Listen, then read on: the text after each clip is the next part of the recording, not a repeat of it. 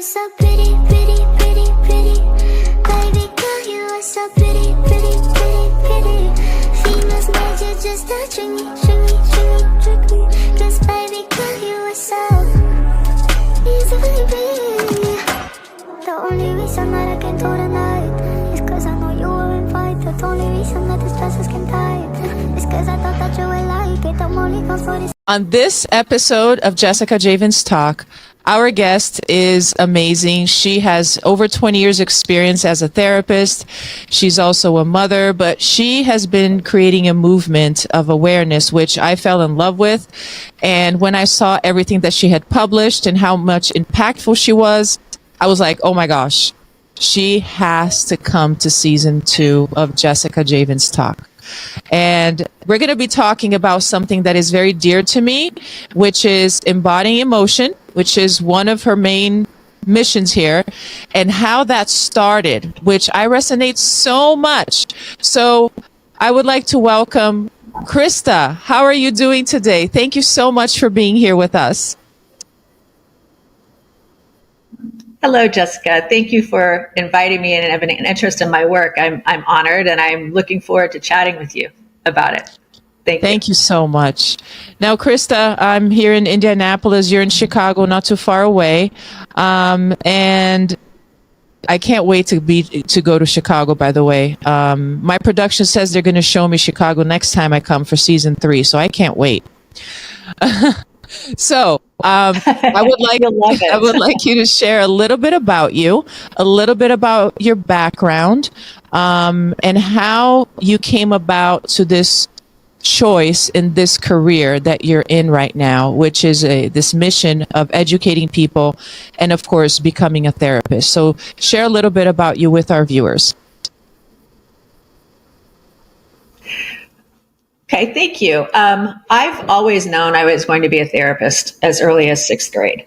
I happen to have been a Southern Baptist preacher's daughter, and my father would take me to his homebound parishioners because they would only talk when I was with him. I don't know. That was kind of a prelude to it, you know. Some of them, not all of them. I'm not saying I was using gifts back then or anything, but that's a fact, what I'm saying there. So fast forward, I did get a undergrad major in psychology and criminal justice. And then years later, after staying home for 11 years as a mother and homeschooling my children, I went back to graduate school and got my master's in marriage and family therapy. In that time, as I am learning to embody my own emotions, being a mother, and learning to regulate and trying to teach my own children emotional regulation, I realized just how much I didn't know and just how much we are not taught to regulate our emotions until we have to, which uncovered hidden trauma. And most of us have hidden trauma. My theory is that all mental health issues are untreated emotional trauma. And so at one point I voluntarily checked myself into a month-long trauma treatment in Tennessee. It was a very indigenous, earthbound, emotional embodiment take. And I did a sweat lodge. In this native sweat, I came out saying, oh my gosh, that was such emotional zen. And the word emozen came to me after I started embodying things from an indigenous perspective, and I trademarked it, and it's been taking a life of its own ever since. I love it. I love it. And you spell it to us again, just to make sure that people can find you, because I know that's what the trademark. It's so EMO. It's EMOZEN, and it's short for emotional zen. Perfect. Beautiful. Okay. I have so many questions just about what you just said here, which is, I'm sure people are super curious. Let's talk about parenthood first, because that's something that I resonate. You have kids. I have kids. So tell us, where did you realize how important that emotion, embodiment and awareness came about? Where did it start with your kids? Oh, gosh. There are 2 examples that I'm going to give you. One I mentioned to you in our pre-conversation before it started, but the one before that might even be a sweeter, is when my daughter, who's now 27, was an infant, and I was nursing her. And my son, who was 2.5 at the time, came running to me saying, Mommy, Sissy's crying. She needs your heart sprouts. And I was like, what? She goes, will you give her love from your body so that she stops crying and she knows she's safe? So out of the mouths of babes, heart sprouts is number one. I knew I needed to go deeper into it. And number two, when I started potty training my son, who was older, and I remember people saying, well, set a timer, do this, eat all of the structure that we know as adults and that we're usually taught. Like, well, that's not teaching them anything. That's teaching me how to read their body. They need to learn how to read their body. So I started asking, what's your body telling you? You need to feel it. And then we would start poking around gently on his tummy. Like, do you feel it here? Do you feel it here? Yeah, I feel it there. That means you have to go potty. And once he learned that, he became potty trained. Also, he had seen a cartoon, and some cartoon character made fun of a child in diapers. And he was like, well, I'm not wearing them anymore anyway. So I don't know. I think it was Rugrats. We stopped watching Rugrats after that. I'm not saying anything negative about Rugrats because we watched it, but I don't know. Jessica, I think, was a character on the Rugrats, wasn't she? Was she an older sister? I don't recall, to tell you the truth, but then Krista, I was born and raised in Brazil, so some of the American culture wasn't there. Some of it I did get it because my dad is from here, from the United States. But anyways, I love learning about these things. Well, bless you. Good. Thank you. Yes. I, as having children, wait, let me back up. I was always into self-development, self-knowledge, self-help since I was probably a preteen. I when I read my first book about self-help, I think it's Richard Carlson. I think that was the first one I read. Don't make, what is it again in English? It's I remember the theme. He has several, and I was like, oh my gosh, this is so empowering. Like, I felt something I've never felt before. It was so strong. And I loved it. I'm like, why am I going to read storybooks if I can learn this like so fast, so much faster, and feel great so much faster? So I was always into that. And I remember in my resume, when I went into the workforce, that was one of the things that I talked about, emotional intelligence. And I was very proud. And I felt like I had emotional intelligence. I was, until I had kids.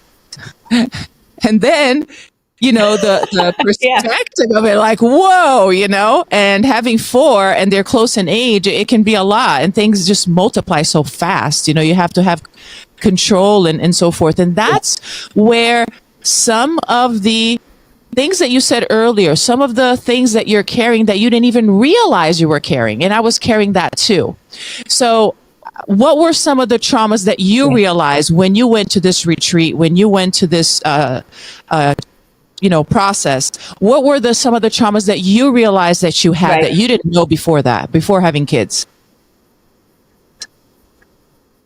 Oh gosh. What I want to say before I even answer that question is we get so caught up in normalizing trauma that we don't even realize it until we learn we can say no. So that would be the first thing. I didn't know I could say no.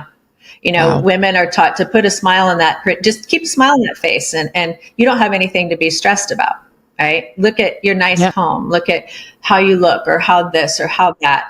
And that's also superficial. That has nothing to do with happiness. What has to do with happiness is about connection, which is also, when you talk about addiction isn't just to substances, especially for women. We become addicted to other people's approval. We become addicted to doing it perfectly. We become addicted to the clean house, the full fridge. How are we cooking? What are we wearing? How much do we weigh?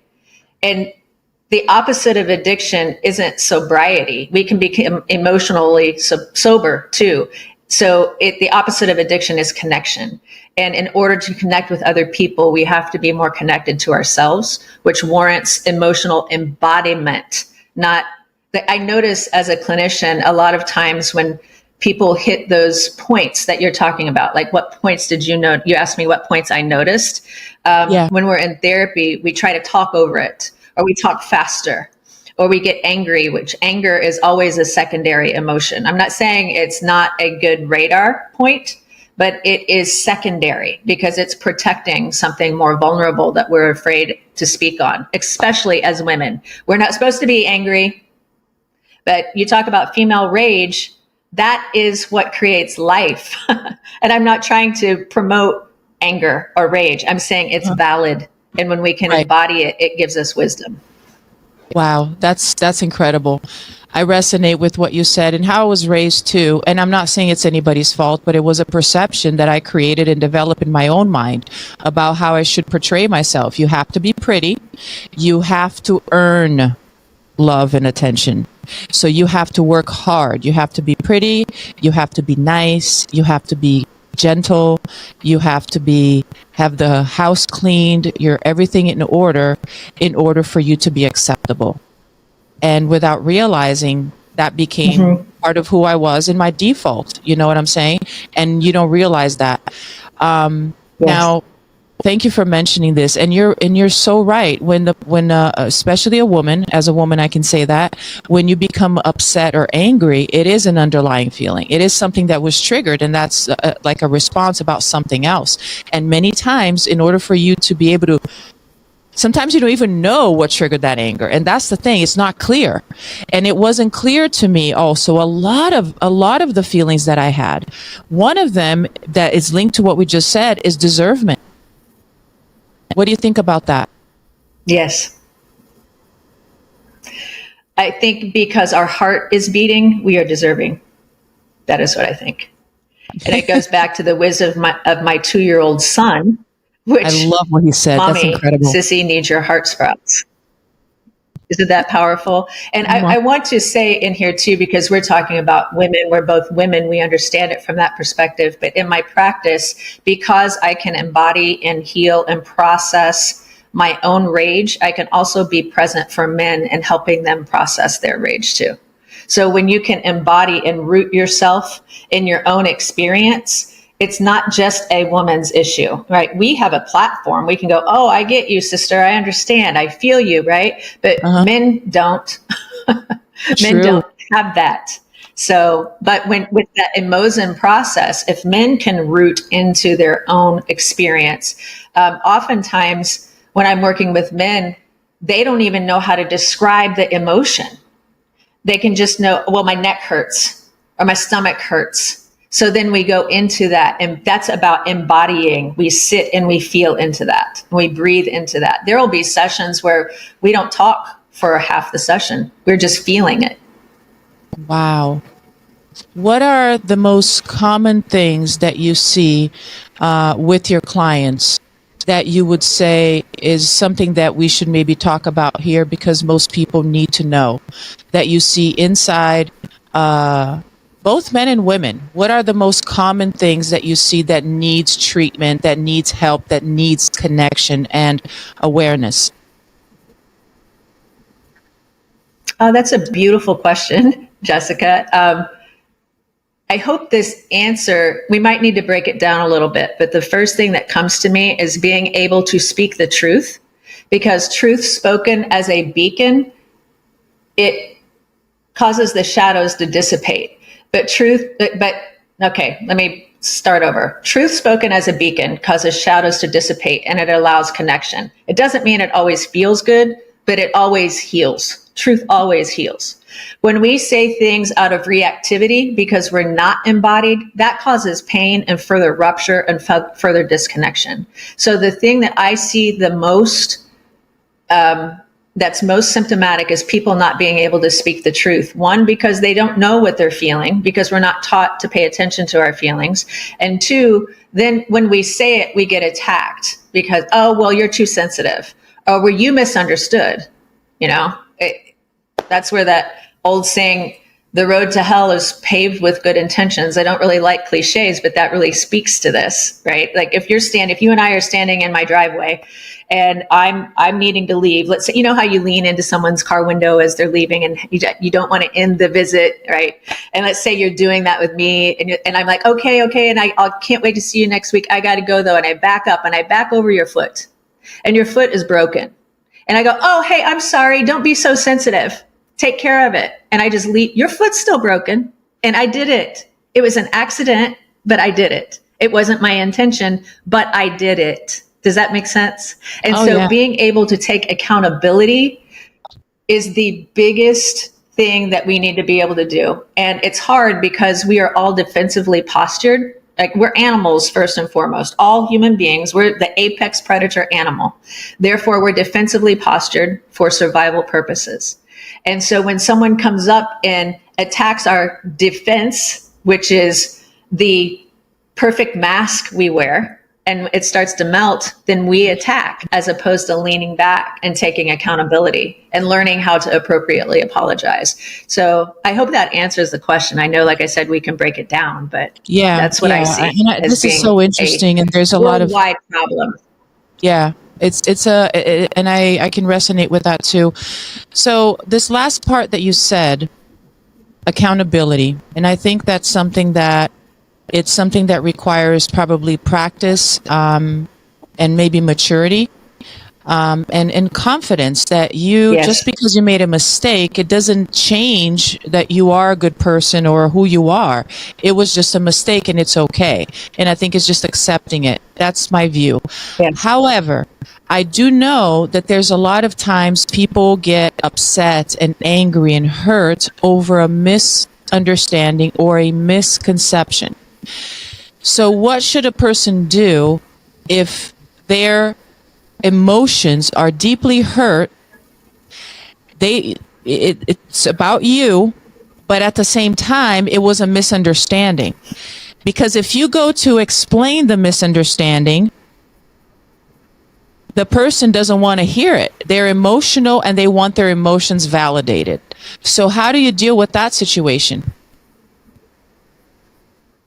That's a great question. And I like what you said. It does take maturity. It does take the ability to slow down and reflect.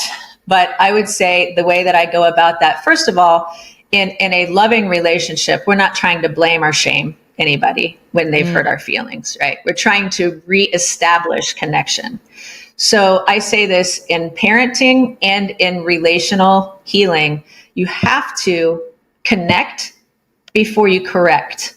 So if you came to me and said, hey, Krista, you hurt my feet. Oh, let's go back to the broken foot. Hey, Krista, my foot's hurt. Oh my gosh, I can imagine it is. I did not mean to do that. Let me get you some ice. Please don't move. Let me get you in the car and take you to the doctor. I want to make sure you're okay. Like, I would not leave your side until I knew you were taken care of, right? And you could even be angry with me because pain causes anger. Like, I understand the depth of all of it, but I'm not going to leave until I know that what I caused I've smoothed it over as possible, as much as possible, right? Now, that's what I would do. I would connect, I would listen, and whenever I would listen to the pain it caused, because the last thing I want to do if I love someone, and I'm not even talking about romantic love, I'm just talking about loving my friends, loving my kids, loving me, loving the earth, moving forward, you don't want to keep making mistakes that cause people pain, especially people that you love. I don't want to cause people pain, even if I don't know them, but especially people I love, right? So you've got to connect before you correct, and not blame or shame. Just speak truth like a beacon. Right.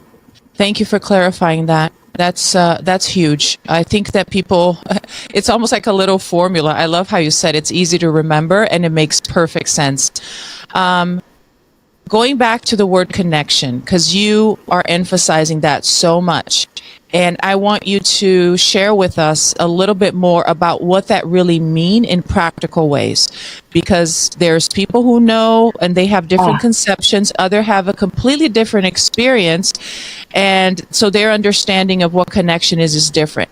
Some people even accept being mistreated to protect the connection in a way. So what is connection for you? How would you describe that? I love that question. Thank you for posing that. I don't think I've ever been asked that question before, but I have an immediate answer.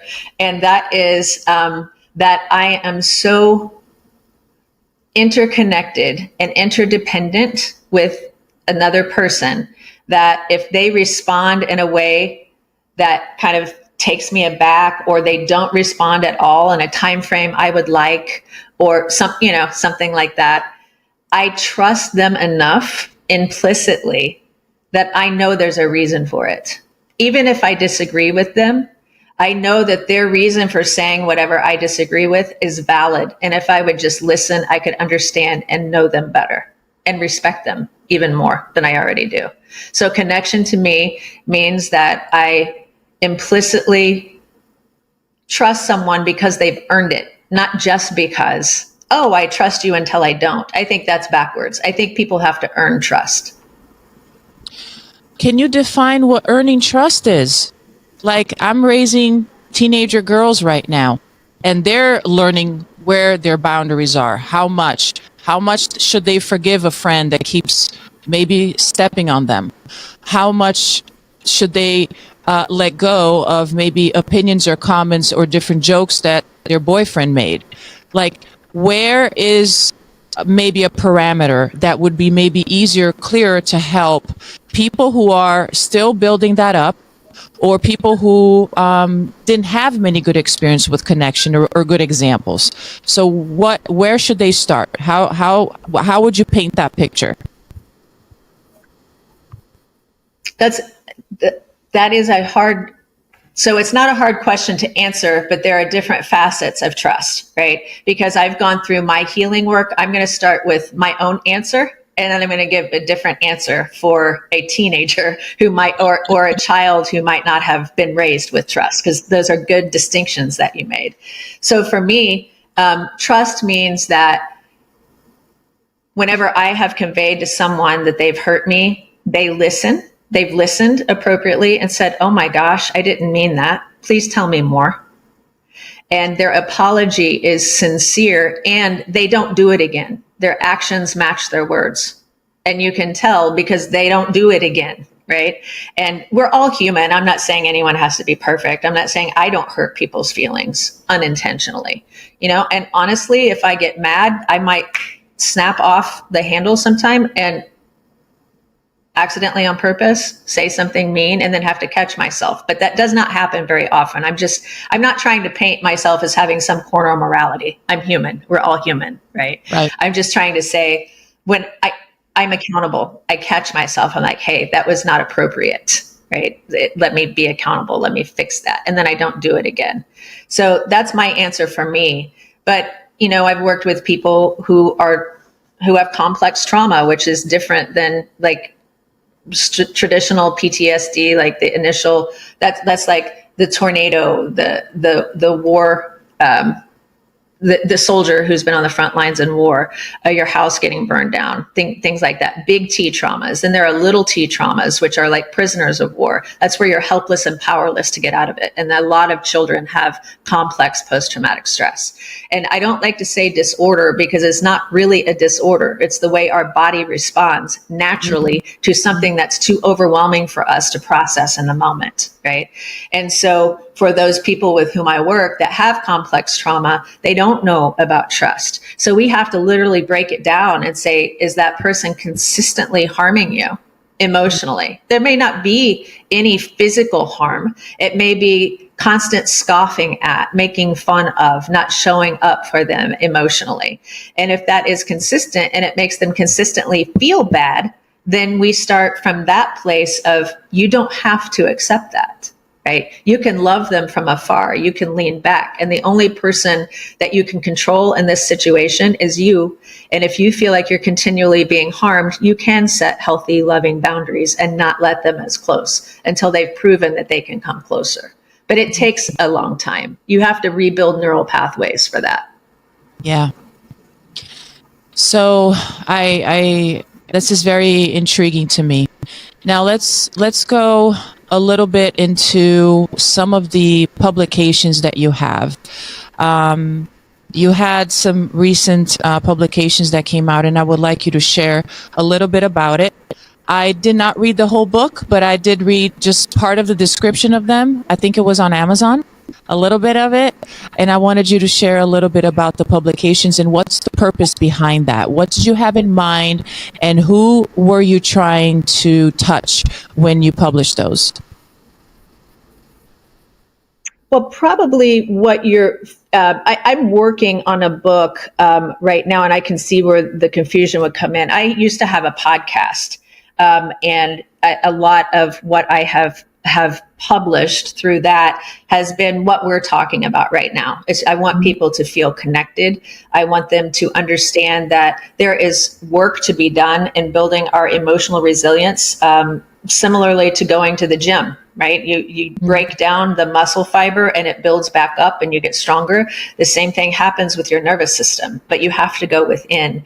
And we're not used to being still. We're not used to spending time with ourselves, especially in this Western world. It's very fast paced. It's very, how big is your bank account? What kind of car do you drive? I'm being superficial about that, but you see it on TikTok and social media and the way that people present themselves. You don't see a lot of people presenting the truth of rolling over in the morning and having your face swollen with sleep, or forgetting to take your mascara off and it being running down your face. It's happened to me. I mean, let's just be authentic about that, So I'm working on a book right now, just in Mosen, and it's about leaning into the best of life. So you stop running from the worst of it. We have to reprogram our brain to pay attention to what we're grateful for. Hopefully that answered your question. And yes. I can answer in more detail if you specifically what spoke to you. I can tell you what it was about. I would like for the viewers to start getting some practical ways that they can actually start tapping into that. So if you would share perhaps maybe 2 or 3 different things that can both encourage but also guide them into tapping into that so they can start healing and having that awareness and start the healing process. Okay. Let's do it for 30 seconds right now, you and I. I'll give you an active example of it, okay? Awesome. Go ahead and put your hand over your heart. And I want you to just kind of look around your room, just look around the room. Don't think about anything but my voice right now and what you're seeing. And I want you to start inhaling slowly and pretend like you're inhaling through your heart. Inhale for a count of 5. Exhale for a count of 5. And as you exhale, I want you to exhale through pursed lips like you're blowing through a straw. So inhale. Exhale. I just want you to give yourself 4 or 5 rounds of that. And on your next exhale, I want you to allow your eyelids to gently close. Let the silence be palpable. Notice what you hear. Notice your body sitting on that chair. Feel the weight of your body sitting on that chair, the support of the chair.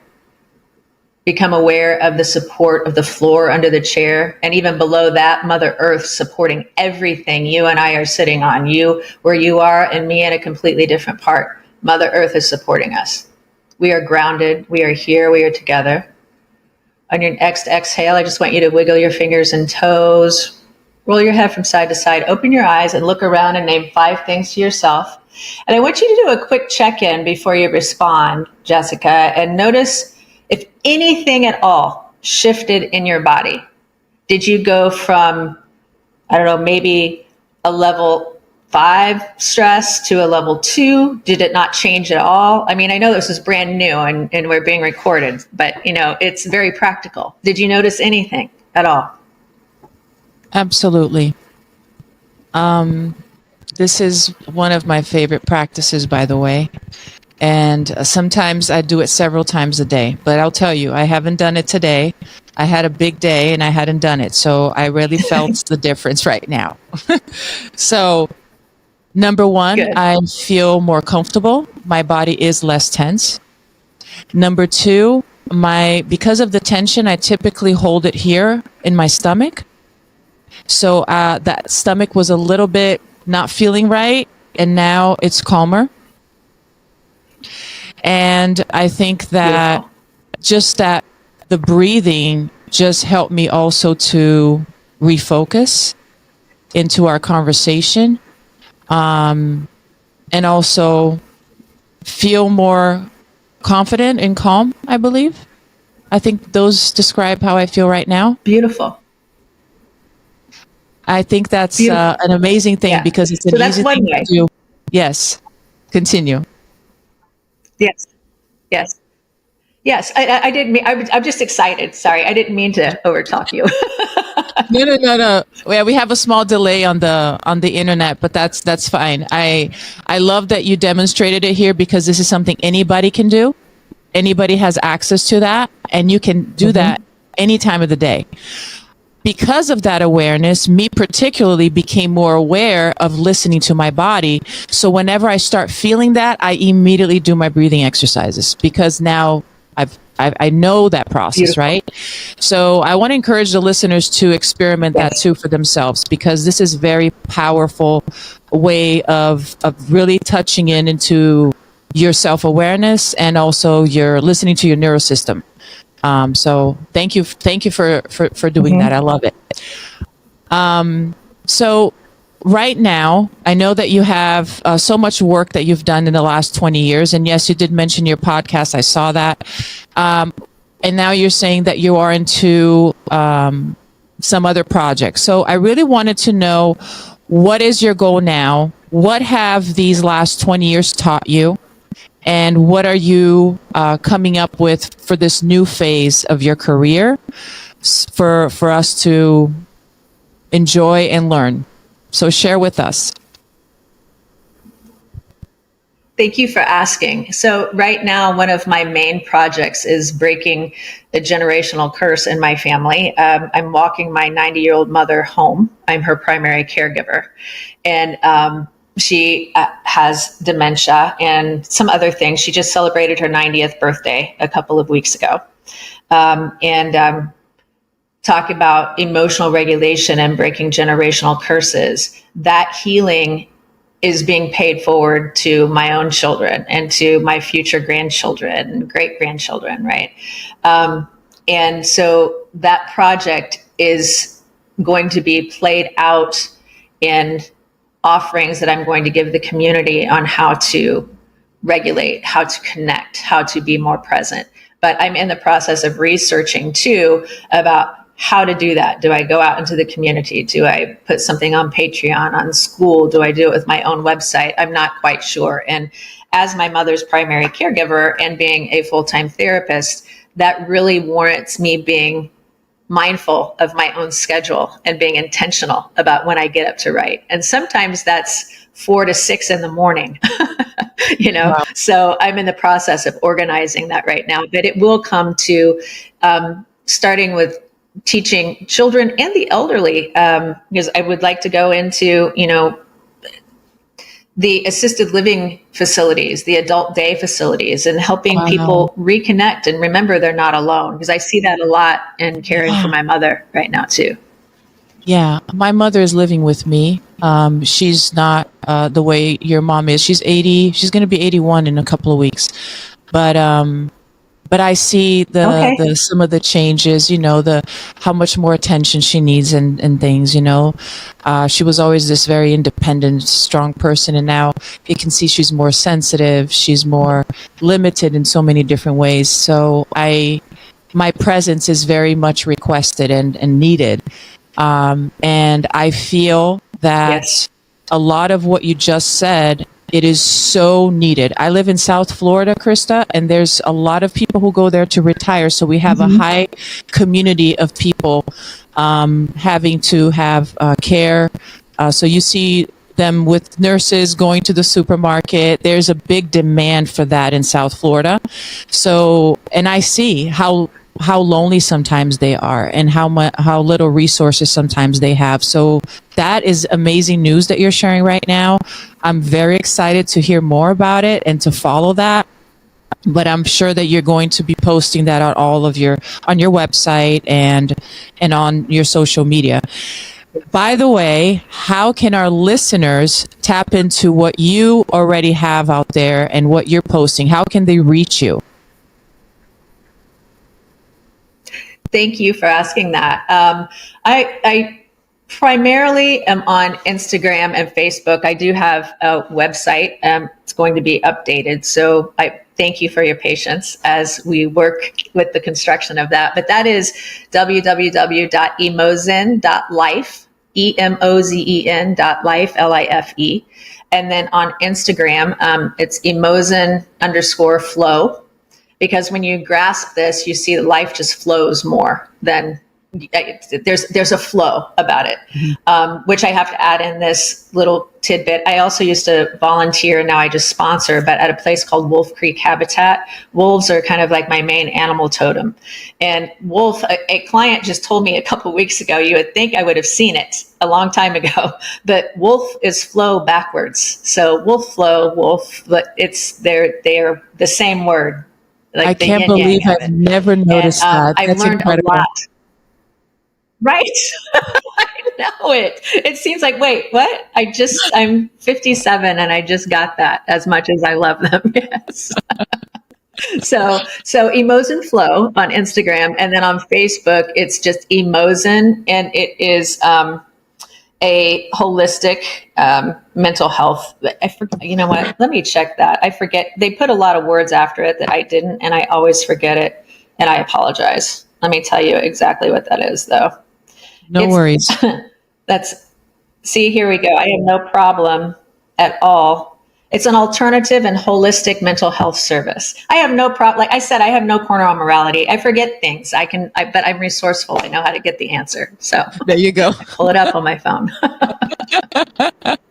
I love it. I love it. Krista, I have probably infinite questions more to you. We're going to have to do another episode another time, maybe on season 3 when I'm back here early 2026, because you have so much amazing things, and everything that you do and you know is my ultimate passion. I just love it so much. I want to thank you for being here in the show today.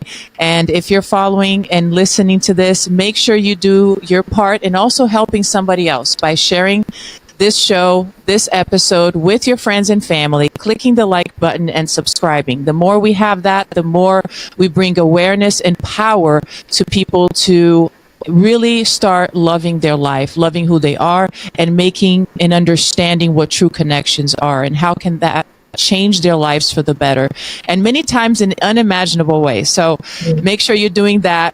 I want to thank you all for watching until the end. Krista, thank you so much for being here. This show is brought by I Am Beast Network and Andre the Beast Creighton.